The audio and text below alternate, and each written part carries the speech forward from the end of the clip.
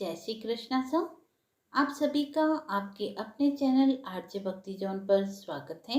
सभी को संतान सप्तमी की हार्दिक शुभकामनाएं। आइए इस कथा को प्रारंभ करते हैं। एक दिन महाराज युधिष्ठिर ने भगवान से कहा, हे प्रभु, कोई ऐसा उत्तम व्रत बतलाइए जिसके प्रभाव से मनुष्य के सांसारिक दुख क्लेश दूर होकर वे पुत्र और पौत्रवान हो। यह सुनकर भगवान बोले, हे राजन, तुमने बड़ा ही उत्तम प्रश्न किया है। मैं तुमको एक पौराणिक इतिहास सुनाता हूँ, ध्यान पूर्वक सुनो। एक समय श्री लोमस ऋषि ब्रजराज की मथुरापुरी में वसुदेव व देवकी के घर आए। ऋषिराज को आया हुआ देख दोनों अत्यंत प्रसन्न हुए तथा उनको उत्तम आसन पर बैठाकर उनकी अनेक प्रकार से वंदना तथा सत्कार करने लगे। फिर मुनि के चरणोदक से अपने घर तथा शरीर को पवित्र किया। मुनि प्रसन्न होकर उनको कथा सुनाने लगे। कथा के कहते कहते लोमस ऋषि ने कहा कि हे देवकी, दुष्ट दुराचारी पापी कंस ने तुम्हारे कई पुत्र मार डाले हैं, जिसके कारण तुम्हारा मन अत्यंत दुखी है। जिस प्रकार तुम दुखी हो, उसी प्रकार राजा नहुस की पत्नी चंद्रमुखी भी दुखी रहा करती थी, किंतु उसने संतान सप्तमी का व्रत विधि विधान सहित किया, जिसके प्रताप से उसको संतान का सुख प्राप्त हुआ। यह सुनकर देवकी ने हाथ जोड़कर मुनि से कहा कि हे ऋषिराज, कृपा करके रानी चंद्रमुखी का संपूर्ण वृतांत तथा इस व्रत का विधान विस्तार सहित मुझे बतलाइए, जिससे मैं भी इस दुख से छुटकारा पाऊं। लोमस ऋषि ने कहा, हे देवकी, अयोध्या के राजा नहुस की रानी का नाम चंद्रमुखी था। वह अत्यंत सुंदर थी। उसी नगर में विष्णुगुप्त नाम का एक ब्राह्मण रहता था। उसकी स्त्री का नाम भद्रमुखी था। वह भी अत्यंत रूपवान सुंदरी थी। रानी और ब्राह्मणी में अत्यंत प्रेम था। एक दिन वह दोनों सरयू नदी में स्नान करने के निमित्त गई। वहां उन्होंने देखा कि अन्य बहुत सी स्त्रियां सरयू नदी में स्नान करके निर्मल वस्त्र पहनकर एक मंडप में श्री शंकर पार्वती जी की मूर्ति स्थापित करके उनकी पूजा कर रही है। रानी और ब्राह्मणी यह देखकर उस मंडप में गई और उन स्त्रियों से पूछा, हे बहनों, यह तुम किस देवता का और किस कारण से पूजन व व्रत कर रही हो? यह सुनकर स्त्रियों ने कहा कि हम संतान सप्तमी का व्रत कर रही है। अभी हमने शिव पार्वती का पूजन चंदन अक्षत आदि से षोडशोपचार विधि से किया है। यह सब इसी पुनीत व्रत का विधान है। यह सुनकर रानी और ब्राह्मणी ने भी इस व्रत को करने का मन ही मन संकल्प लिया और वापस घर लौट आई। ब्राह्मणी भद्रमुखी तो इस व्रत को नियम पूर्वक करती रही, किंतु रानी राजमत के कारण कभी इस व्रत को करती, कभी भूल जाती। कुछ समय बाद वे दोनों ही मृत्यु को प्राप्त हुई। दूसरे जन्म में रानी ने बंदरिया और ब्राह्मणी ने मुर्गी की योनि पाई। इधर ब्राह्मणी मुर्गी की योनि में भी कुछ भी नहीं भूली और भगवान शंकर तथा पार्वती जी का ध्यान करती रही। उधर रानी बंदरिया की योनि में थी तो रानी सब कुछ भूल गई। थोड़े समय बाद इन दोनों ने यह देह भी त्याग दी। अब इनका तीसरा जन्म पुनः मनुष्य योनि में हुआ। उस ब्राह्मणी ने तो एक ब्राह्मण के यहाँ कन्या के रूप में जन्म लिया और रानी को एक राजा के यहाँ राजकन्या के रूप में जन्म मिला। उस ब्राह्मण कन्या का नाम भूषणा देवी रखा गया तथा विवाह योग्य होने पर उसका विवाह गोकुल निवासी अग्निबील नामक एक ब्राह्मण से कर दिया गया। भूषणा देवी इतनी सुंदर थी कि वह आभूषण रहित होते हुए भी अत्यंत सुंदर लगती थी।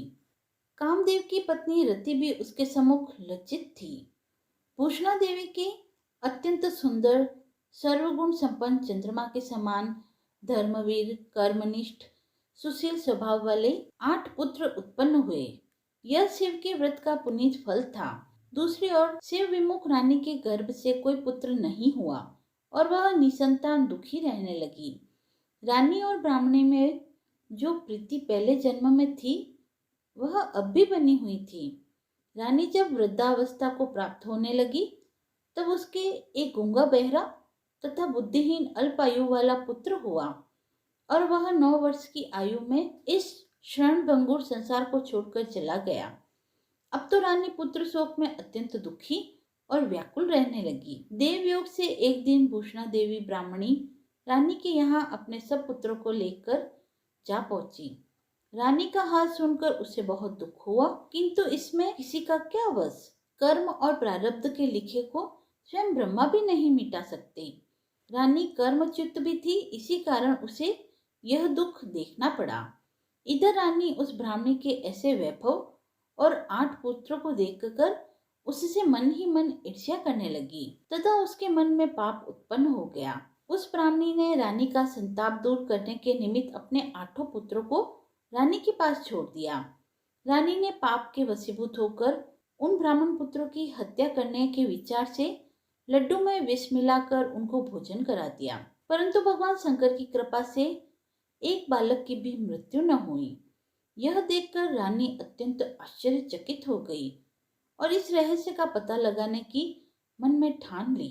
भगवान की पूजा सेवा से निवृत्त होकर एक दिन जब भूषणा देवी आई तो रानी ने उससे कहा कि मैंने तेरे पुत्रों को मारने के लिए विष मिलाकर लड्डू खिला दिए, किंतु इसमें से एक भी नहीं मरा। तूने ऐसा कौन सा दान पुण्य व्रत किया है जिसके कारण तेरे ये पुत्र नहीं मरे और तू नित्य सुख भोग रही है और तू बड़ी सौभाग्यवती भी है। इस सब का भेद तू निष्कपट होकर मुझे बता, मैं तेरी बड़ी ऋणी रहूंगी। रानी के ऐसे दीन वचन सुनकर भूषणा ब्राह्मणी बोली, हे रानी सुनो, तुमसे 3 जन्म का हाल कहती हूँ, तो ध्यान पूर्वक सुनो। पहले जन्म में तुम राजा नहुस की पत्नी थी और तुम्हारा नाम चंद्रमुखी था। मेरा नाम भद्रमुखी था और मैं ब्राह्मणी थी। हम तुम अयोध्या में रहते थे और मेरी तेरी बड़ी प्रीति थी। एक दिन हम दोनों सरयू नदी में स्नान करने गए और दूसरी स्त्रियों को संतान सप्तमी का उपवास, शिव जी का पूजन अर्चन करते देखकर हमने भी इस उत्तम व्रत को करने की प्रतिज्ञा की। तुम तो राजमत के कारण सब भूल गई, जिससे झूठ बोलने का तुमको दोष लगा, उसे तुम आज भी भोग रही हो। मैंने इस व्रत को आचार विचार सहित नियम पूर्वक सदैव किया और आज भी करती हूँ। दूसरे जन्म में तुमको बंदरिया का जन्म मिला और मुझे मुर्गी की योनि मिली। भगवान शंकर की कृपा से इस व्रत के प्रभाव तथा भगवान नाम को उस जन्म में भी ना भूली और निरंतर इस व्रत को नियम पूर्वक करती रही। तुम अपने इस संकल्प को इस जन्म में भी भूल गई। मैं तो समझती हूँ कि तुम्हारे ऊपर यह जो भारी संकट है उसका एकमात्र यही कारण है और कोई दूसरा कारण नहीं हो सकता। इसीलिए मैं कहती हूँ कि तुम अब भी इस संतान सप्तमी के व्रत को नियम से करो तो कदाचित तुम्हारा संकट दूर हो जाए। लमस ऋषि ने कहा कि देवी भूषणा ब्राह्मणी के मुख से अपने पूर्व जन्म की कथा तथा व्रत के संकल्प की बात सुनकर रानी को भी पुरानी बातें याद आ गई और वह पश्चाताप करने लगी। अब रानी भूषणा ब्राह्मणी के चरणों में पड़ क्षमा याचना करने लगी और भगवान शंकर व माता पार्वती की अपार महिमा के गीत गाने लगी। उसी दिन से रानी ने नियमानुसार संतान सप्तमी का व्रत किया, जिसके प्रभाव से रानी को संतान सुख की प्राप्ति हुई तथा संपूर्ण सुख भोग कर वह रानी शिवलोक को गई। भगवान शंकर के व्रत का ऐसा प्रभाव है कि पथभ्रष्ट मनुष्य भी अपने पथ पर अग्रसर हो जाता है और अंत में ऐश्वर्य भोग कर मोक्ष को प्राप्त होता है। लमस ऋषि ने आगे कहा कि हे देवकी, इसीलिए मैं तुमसे भी कहता हूँ कि इस व्रत को करने का दृढ़ संकल्प अपने मन में करो तो तुमको भी अब संतान सुख प्राप्त होगा। इतनी कथा सुनकर देवकी हाथ जोड़कर लमस ऋषि से कहने लगी, हे ऋषिराज, इस पुनीत व्रत को मैं अवश्य करूंगी, किंतु आप इस कल्याणकारी व संतान सुख देने वाले व्रत का विधान, नियम, विधि आदि विस्तार से समझाइए। यह सुनकर ऋषि बोले, हे देवकी, यह पुनीत व्रत भादों के महीने की शुक्ल पक्ष की सप्तमी के दिन किया जाता है। उस दिन ब्रह्म मुहूर्त में उठकर किसी नदी अथवा कुएं के पवित्र जल से स्नान करके निर्मल वस्त्र पहनने चाहिए। फिर श्री शंकर भगवान तथा जगदम्बा पार्वती की मूर्ति की स्थापना करें। इन प्रतिमाओं के सम्मुख सोने चांदी के तारों का रेशम का एक गंडा बनावे। उस गंडे में 7 गांठें लगानी चाहिए। इस गंडे को धूप, दीप, अष्टगंध से पूजा करके अपने हाथ में बांधे और भगवान शंकर से अपनी कामना सफल होने की शुद्ध भाव से प्रार्थना करें। तदंतर मीठे पुआ बनाकर भगवान को 7 पुओं का भोग लगावे और साथ ही पुए तथा यथाशक्ति सोने अथवा चांदी की एक अंगूठी बनवाकर सबको एक तांबे के पात्र में रखकर और उसका षोडशोपचार विधि से पूजन करके किसी सदाचारी, धर्मनिष्ठ, कर्मनिष्ठ सत्यपात्र ब्राह्मण को दान में देवे। उसके पश्चात 7 पुआ स्वयं प्रसाद के रूप में ग्रहण करें। इस प्रकार व्रत का पारण करना चाहिए।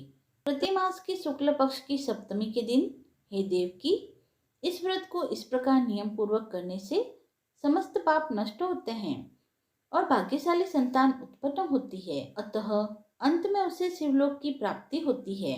हे देव की मैंने तुमको संतान सप्तमी का व्रत संपूर्ण विधान विस्तार सहित वर्णित कर दिया है। इसको अब तुम नियम पूर्वक करो जिससे तुमको उत्तम पूर्ण आयु संतान प्राप्त हो। इतनी कथा कहकर भगवान आनंद कंद श्री कृष्ण ने धर्मावतार युधिष्ठिर से कहा कि श्री लोमस ऋषि इस प्रकार हमारी माता को शिक्षा देकर चले गए। ऋषि के कथनानुसार हमारी माता देवकी ने इस व्रत को नियमानुसार किया, जिसके प्रभाव से हम उत्पन्न हुए। संतान सुख देने वाला, पापों का नाश करने वाला यह उत्तम व्रत है। नियम पूर्वक जो कोई इस व्रत को करता है और भगवान शंकर व माता पार्वती की सच्चे मन से आराधना करता है, वह निश्चय ही अमर यश प्राप्त करके अंत में शिवलोक को प्राप्त होता है। अगर आपको यह कथा पसंद आई हो तो आप वीडियो को लाइक करें, चैनल को सब्सक्राइब करें, इसे अपने परिवार व मित्रजनों में शेयर करें व कमेंट बॉक्स में जय शिव शंकर लिखकर अपनी भक्ति को व्यक्त करें। और ऐसी ही धार्मिक कथाओं व व्रत महात्म्य को सुनने के लिए जुड़े रहिए आरजे भक्ति जोन के साथ। धन्यवाद।